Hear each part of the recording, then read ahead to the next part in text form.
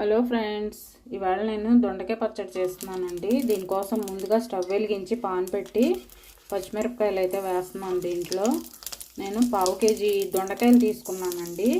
దానికి 12 పచ్చిమిరపకాయలు తీసుకున్నాను. ఇవి చాలా కారం తక్కువగా ఉన్నాయి, అందుకని 12 తీసుకున్నాను. కారం ఉంటే కనుక కొంచెం తక్కువ తీసుకోవచ్చు, 2-3 తగ్గించి. ఇవి పేలుతాయండి, దాని మీద మూత పెట్టేస్తున్నాను నేను. పచ్చిమిరకాయలు బాగా మగ్గినాయండి, నేను మిక్సీ జార్లో తీసేసుకుంటున్నాను. దీంట్లో ఇంకొక స్పూన్ ఆయిల్ వేసి ఈ దొండకాయ ముక్కలు వేసేస్తున్నాను.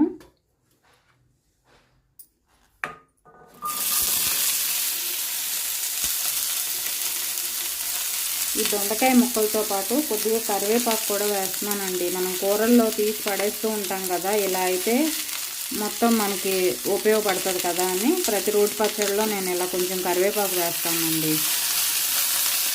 వీటిని నెమ్మదిగా మగ్గించుకుందాం, మూత పెట్టేసి మధ్య మధ్యలో కలుపుకుంటూ మగ్గించుకుందాం.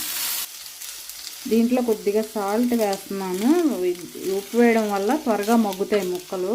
ఇది ఒకసారి బాగా కలిపేసుకుని మూత పెట్టేసుకుందాం. తీసి చూద్దామండి ఒకసారి. దొండకాయలు చక్కగా మగ్గిపోయినాయి. నేను స్టవ్ ఆఫ్ చేసేస్తున్నాను. ఇవి బాగా చల్లారిన తర్వాత మిక్సీలో వేసేసుకుందాం. రోట్లో చేసుకుంటే బాగుంటుందండి, కానీ మనకి ఇవాళ సౌకర్యం లేదు కదా, మిక్సీలో వేసేసుకుందాం. ఇవన్నీ బాగా చల్లారినాయండి. ఇగోండి, వెల్లుల్లి, జీలకర్ర, చింతపండు ఇవి వేసేస్తున్నాను ఈ పచ్చిమిరపకాయల్లో. ఇందాక కొద్దిగా ఉప్పు వేసాం కదా ముక్కల్లో, దొండకాయ ముక్కల్లో, ఇప్పుడు ఇంకొంచెం వేస్తున్నాను. చాలా కొద్దిగా అండి, చూసి వేసుకోండి. ఇవి ఒకసారి మిక్సీ పట్టి తర్వాత దొండకాయ ముక్కలు వేస్తాను. దొండకాయ ముక్కలు వేసేస్తున్నాను జార్లోకి.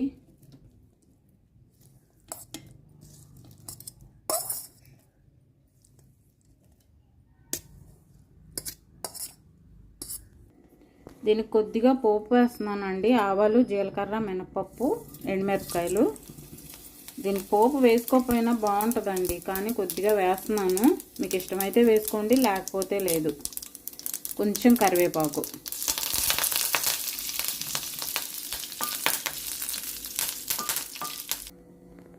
ఈ పోపు దీంట్లో వేసేస్తున్నాను. పోపు వేసేసి బాగా కలుపుకుందాం ఒకసారి. ఇంతేనండి మన టేస్టీ దొండకాయ పచ్చడి. దొండకాయ అంటే ఇష్టం లేని వాళ్ళు కూడా చాలా ఇష్టంగా తింటారండి ఈ పచ్చడి. మీరు కూడా ట్రై చేసి మీకు ఎలా కుదిరింది అనేది నాకు కామెంట్స్ చేయండి. Thank you friends.